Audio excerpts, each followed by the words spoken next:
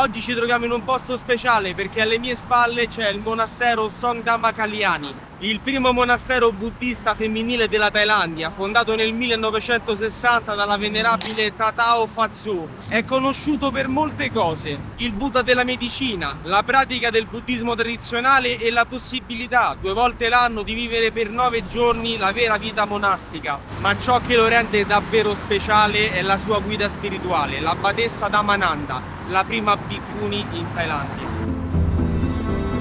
Sono nata figlia unica nella mia famiglia e sono stata educata in India e in Canada. Poi sono tornata e ho lavorato come insegnante di buddismo e filosofia orientale all'università Chamasad per 27 anni.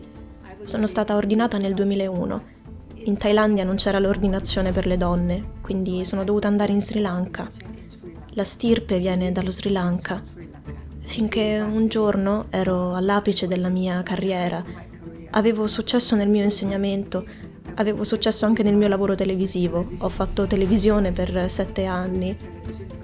Finché un giorno, mentre mi truccavo, ho visto il mio riflesso allo specchio e questo riflesso mi stava chiedendo: per quanto tempo ancora devi fare tutto questo? Questo è quello che, sai, in termini cristiani si chiama una chiamata da Dio. Quello è stato il momento in cui ho preso la decisione che era abbastanza. Il monastero Songdhamma Kalyani è stato fondato dalla madre della venerabile Dhammananda Bhikkhuni. È situato a Nakhon Phanom in Thailandia ed è il primo tempio buddista guidato da monache nel paese. Fondato per offrire uno spazio di pratica e insegnamento spirituale alle donne, sfida le rigide tradizioni patriarcali del buddismo thailandese, promuovendo l'uguaglianza e il diritto delle donne ad essere ordinate come bhikkhuni. Quello che voglio fare oggi è conoscere in prima persona la storia della venerabile e portarmi a casa qualche insegnamento che solo una persona del suo calibro può dare. C'erano 2 cose in quel momento della mia vita su cui stavo riflettendo. Una cosa era l'ordinazione, diventare vegetariana e anche essere celibe. Ma quello era molto interessante perché ero una persona sposata, sai, avevo una famiglia. Ma questi erano i 2 tipi di cose che volevo seguire. L'unica cosa veramente difficile è stato mio figlio maggiore. Era molto attaccato a me e, sai, pensava che prendendo l'ordinazione mi sarei allontanata da loro, come se non gli avessi potuto dare abbracci. Sai, eravamo molto uniti, quindi ha sofferto molto per la mia decisione, ma in qualche modo ci siamo allineati. Ho aspettato che i miei figli crescessero per prendere questa decisione, perché penso fosse importante che come madre non li lasciassi durante la loro adolescenza. È stato più difficile con mio marito perché abbiamo dovuto divorziare. A quel tempo non ero sicura che avrei preso l'ordinazione in Taiwan. Se fossi stata ordinata in Taiwan si sarebbe trattato di una grande funzione e tutte le donne sposate si sarebbero dovute presentare con un documento che attestasse che si erano già separate, sai. Quindi quando ho chiesto la separazione è stato difficile per lui. Ma in qualche modo, con i figli cresciuti che sono intervenuti, non ho avuto troppe difficoltà. Con me ci sarà Cindy, una vecchia allieva della venerabile che ha seguito i suoi insegnamenti alcuni anni fa. Cindy è arrivata qui anni fa, non cercava risposte, cercava pace. Ha seguito il percorso delle novizie, si era alzata al capo, ha vissuto con poco, camminato all'alba per chiedere l'elemosina, pregato in silenzio fino a sera. Oggi è tornata alla sua vita, ma qualcosa è cambiato per sempre. Ogni tanto torna qui, dove tutto è cominciato, non per cercare, ma per ricordare la strada. La prima volta che sono venuta qui era nel 2005 e a quell'epoca ero sposata e avevo un figlio di 14 anni. Erano 20 anni fa e ho incontrato la Tonna ad una conferenza a Weinkel. Quella è stata la prima volta che l'ho ascoltata parlare e l'argomento della discussione era la fede, l'assenza di confine e il potere dell'amore. Alla fine della conferenza si è creato silenzio. Ben si è alzata e ha detto: «Non possiamo risolvere nulla con la rabbia. La rabbia non porta da nessuna parte. È più difficile mettere in pratica un'amorevole gentilezza, uscendo dalle mode». È molto forte nel suo credo, la sua voce per la protesta. La chiamano la vivente. Quindi, quando l'ho sentita, è stato come se mi si accendesse una lampadina. Questa è stata la prima volta che l'ho incontrata. Praticamente ora siamo in questa stanza che è un po' un museo dove ci sono i premi, ci sono varie reliquie, ci sono delle statue che lei magari ha composto nel tempo, le ha modellate e c'è un po' diciamo, tutto il suo background è qui dentro, raccolto in un'unica stanza che racconta un po' quello che è la vita della Venerabile. Ci troviamo in una stanza silenziosa ma densa di memoria. Il traffico lontano arriva vuotato, come a ricordarci che fuori il mondo continua a correre. Qui dentro invece ogni oggetto racconta una scelta. Ogni fotografia, ogni premio, ogni reliquia è un frammento della vita della Venerabile Dhammananda. Parlando con Cindy capisco che anche lei ha lasciato qualcosa indietro, una vita intera abbandonata per seguire una chiamata più profonda. Lei parlava di una presenza pacificante e io avevo molta difficoltà nel gestire la rabbia e ho pensato, questa donna, posso imparare. Lei ha qualcosa da insegnarmi, sembra così saggia. Quindi sono andata immediatamente e, loro dicono che quando lo studente indossa gli anni del maestro, che cosa può succedere? Il primo anno è stato difficile. Ci sono state tante proteste, tante persone che se la prendevano con me, sai, perché in tutto il paese ci sono qualcosa come 300.000 monaci e io ero l'unica suora. Tante critiche che giungevano attraverso i media e, sai, le donne avevano più difficoltà degli uomini ad accettarlo. Per gli uomini era più facile. Nel Sud Asia siamo più patriarcali, ci sono più società patriarcali. Gli uomini sono i leader dei cambiamenti. Se gli uomini lo accettavano, le donne lo avrebbero accettato più facilmente. Questo è parte della cultura. Le donne hanno sempre seguito gli uomini. Il primo anno mi sono completamente isolata, non leggevo i giornali, i commenti. L'insegnamento del Buddha è: chi pratica il Dharma viene protetto dal Dharma. Penso che questo insegnamento fosse la cosa che mi ha spinto ad andare avanti. Lei crede tantissimo nel Buddha e anche i 4 sentieri del Buddha invocano la nascita della sua quadruplica esistenza. Anche le persone laiche, i monaci laici e i maschi, le femmine. Lei lo vede, è il suo compito perché il monaco, il Buddha, ha bisogno di portare i 4 aspetti del Sangha in Thailandia. E la metafora che lei usa è: l'uomo thailandese è come una sedia con 4 gambe, come la gamba di una sedia. È molto connessa a questo senso di missione e di amore, che è molto forte. Rientro nella struttura principale. Al primo piano, in una sala riservata, mi attende la Venerabile Dhammananda. Sto per incontrare una donna considerata una guida spirituale non solo in Thailandia, ma nel mondo intero. È stata candidata al premio Nobel per la pace. Non capita spesso di trovarsi davanti a chi ha scelto una verità così profonda da cambiare tutto. Anche adesso la Chiesa buddista, non ci ha accettate. Siamo in un limbo, siamo in una sorta di situazione fluttuante. Non abbiamo fatto nulla contro la legge. La legge si prende cura di noi, la Costituzione ci tutela, ma non siamo riconosciute dalla legge. Ma poiché non abbiamo uno stato giuridico chiaro, le donne che compiono questo passo sono più genuine nel farlo. Quindi le donne che si sono aggiunte lo sanno che non sono riconosciute. Se un maggior numero di donne prendesse il voto, non mi aspetto che lo facciano, perché una volta che sei ordinata hai bisogno del supporto della legge. Non mi aspetto che lo facciano in molti, perché una persona che prende l'ordine deve essere seria nel suo voto. Una persona che tiene in mano una torcia per le altre donne, per le donne e gli uomini da seguire. La Venerabile ci ha chiesto una piccola pausa perché ha bisogno di riposare. Considerate che lei qualche mese fa ha avuto un aneurisma e quindi la sua salute tuttora è molto fragile, ma nonostante questo è stata così gentile da accoglierci e concederci un'intervista. Ora è andata nelle sue stanze per riposare, ma ci vedremo tutti quanti insieme a pranzo e considerate che per loro il pranzo è una parte molto importante della giornata, perché pensate che le monache mangiano solo una volta al giorno. Nel silenzio di una grande sala cominciano ad arrivare le prime monache. Sono state in preghiera per tutta la mattina. Camminano in fila, senza parlare, ognuna con il proprio vaso, lo stesso con cui ricevono le elemosina e con cui mangeranno. Le monache si siedono in silenzio, una accanto all'altra, in attesa. Alcune sistemano gli ultimi dettagli, altre si raccolgono già in meditazione. La Venerabile non si siede accanto alle altre, si posiziona di fronte, come guida. Quando unisce le mani e si raccoglie in preghiera, le monache rispondono con un canto corale, armonioso, che si diffonde nella sala come un respiro collettivo.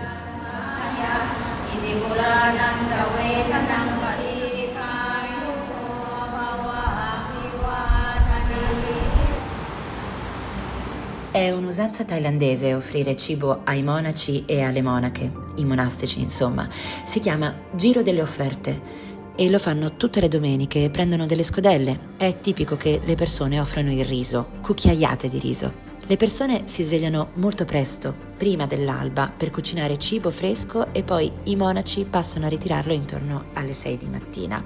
Secondo il Buddha è importante che siano loro a fornire cibo, ciò che serve per la toeletta, medicine, ciò che può servire ai monaci. E i monaci in cambio li guidano e gli insegnano il Dharma e incoraggiano le persone che vengono al tempio a farlo.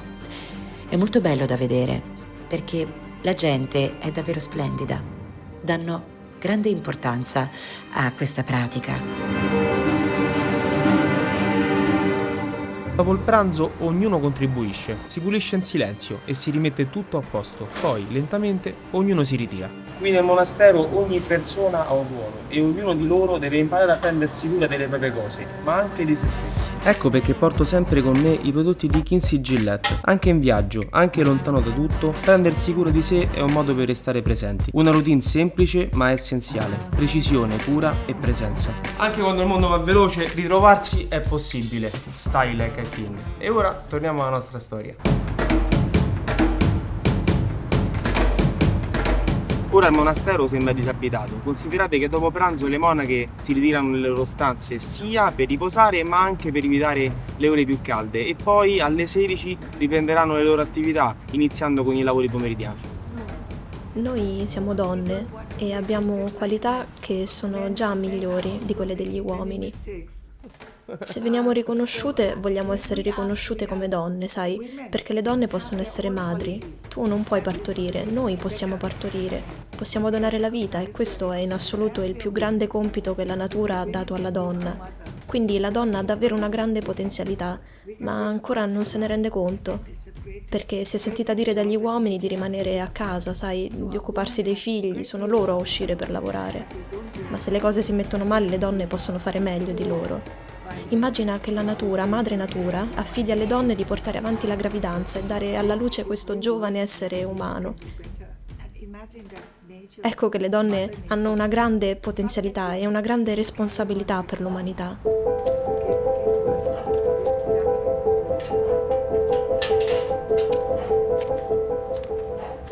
Ho avuto un'esperienza sessuale traumatica durante l'infanzia, quindi nel corso di tutta la mia vita ho lottato con la depressione e la rabbia. Mi sentivo un po' come una persona senza identità e lei mi ha mostrato amore incondizionato e gentilezza, cose che non avevo avuto nella mia famiglia, e quell'amore mi ha veramente curato. Quindi inizialmente l'amore che ricevevo mi aiutava a guarire come persona, ma dopo, seguendo gli insegnamenti buddisti, ascoltando Lomé parlare dell'importanza della compassione, l'importanza di fare del bene a se stessi, occupandosi di se stessi e degli altri. Quando ho incontrato Lomé, lei mi ha insegnato che lei era una buddista e poi una femminista. E lei è molto forte nel suo buddismo. Per esempio, se lei vede qualcuno avere un atteggiamento discriminatorio o che si comporta con astio, lei non si arrabbia, non diventa ostile, piuttosto dice: «Oh, quella persona è ignorante, ha bisogno di compassione. Vedi, lei è di mentalità aperta». Il cambiamento arriva con la compassione e la compassione a permetterci di cambiare. Cosa vorresti dire ora alla venerabile? Che sono tanto grata per come mi ha aiutato nella mia vita, tanto grata per la sua saggezza, la sua compassione e la sua pazienza. Il pomeriggio scorre tranquillo. Qui anche il lavoro è una forma di meditazione. Si fa poco perché la mattina è il cuore della giornata e perché quasi tutte le monache sono anziane. In Thailandia molte prendono i voti in età avanzata, quando finalmente possono lasciare la famiglia. Così con calma cala il tramonto sul monastero di Songdhamma Kalyani. Ho già fatto più di quanto mi aspettassi di fare, sai. Questo è ciò che stabilisce il Bhikkhuni Sangha, lo statuto delle suore. E ora in tutto il paese ci sono circa 285 suore già ordinate. Penso di aver completato la mia missione. Ora il prossimo passo è che queste suore già esistenti devono battersi per un mondo di qualità. Qualità significa che devono essere formate, una formazione generale e anche nel buddismo. Questo è quello di cui ora hanno bisogno. A livello culturale le donne che vengono ordinate di solito lo fanno da anziane.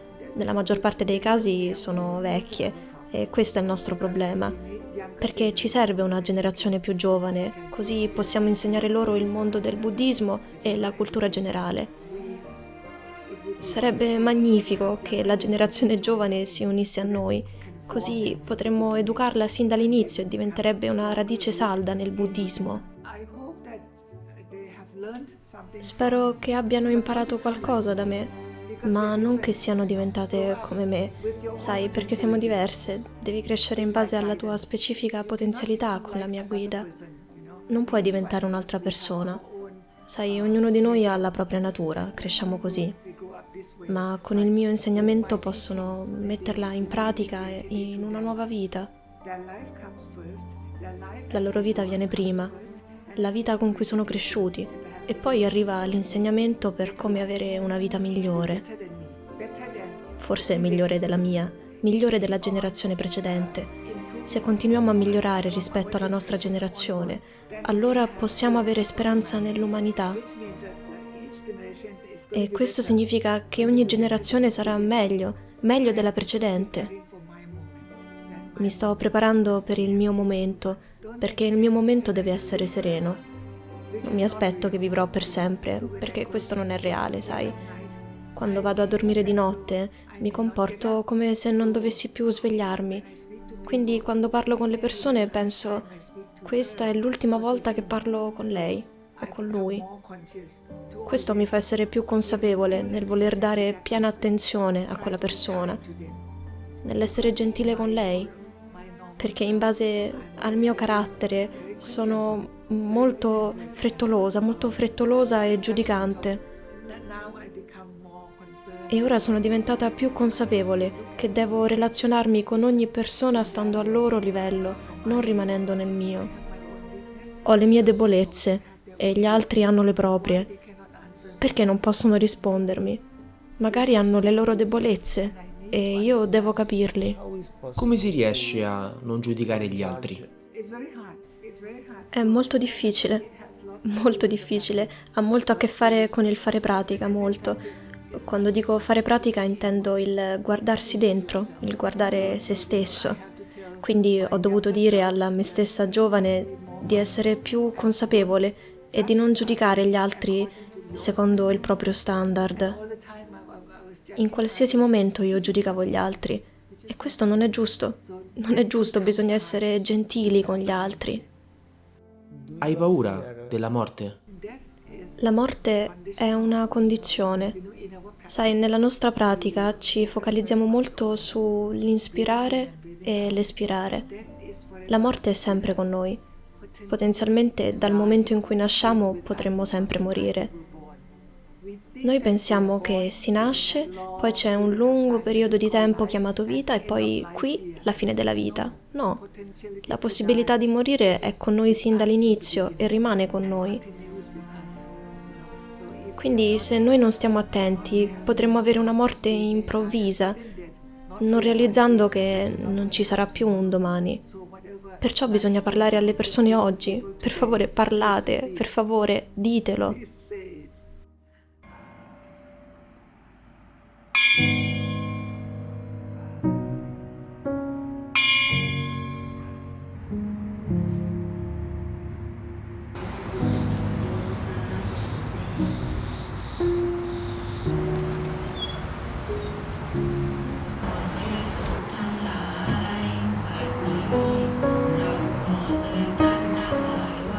La giornata finisce con la preghiera. Si viene in una sala semplice, silenziosa. Le monache cantano in lingua pali. È un suono lento, ipnotico. Un modo per chiudere il giorno ringraziando.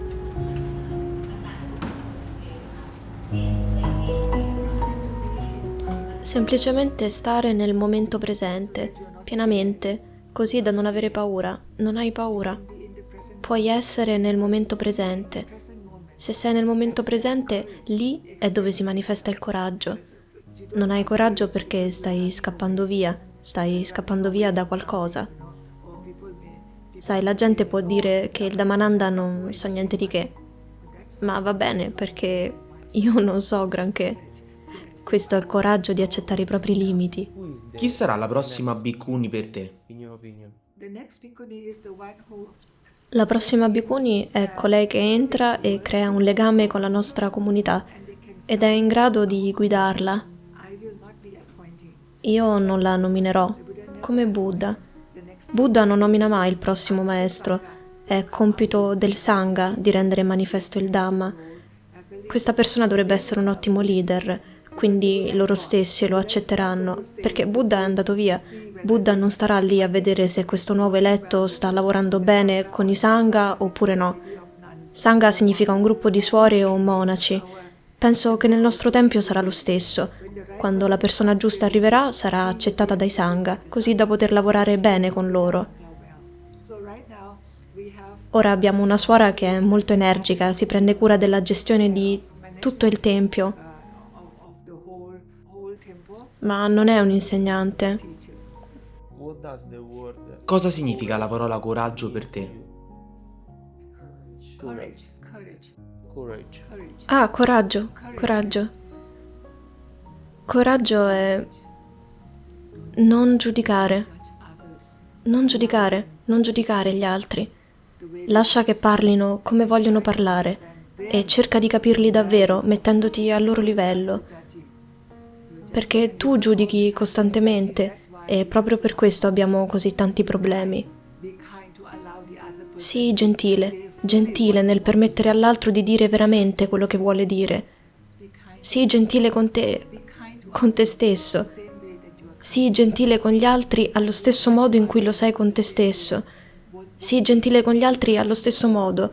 Allo stesso tempo sii gentile con te stesso e sii gentile con gli altri.